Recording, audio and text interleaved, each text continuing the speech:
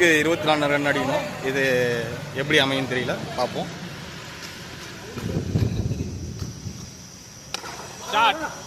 மொத பால் 4 போயிருக்கு. மீது 5 பால். இது 5 பாலுக்கு 6 பால். 5 பாலுக்கு 3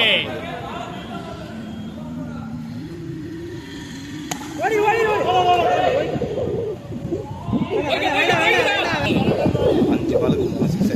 பார்ப்போம்.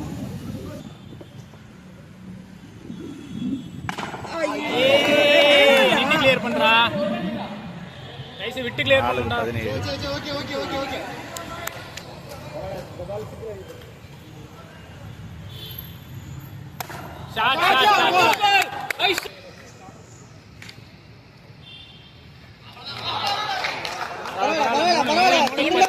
கிளியர் பண்ணா போதும் மேட்ச்.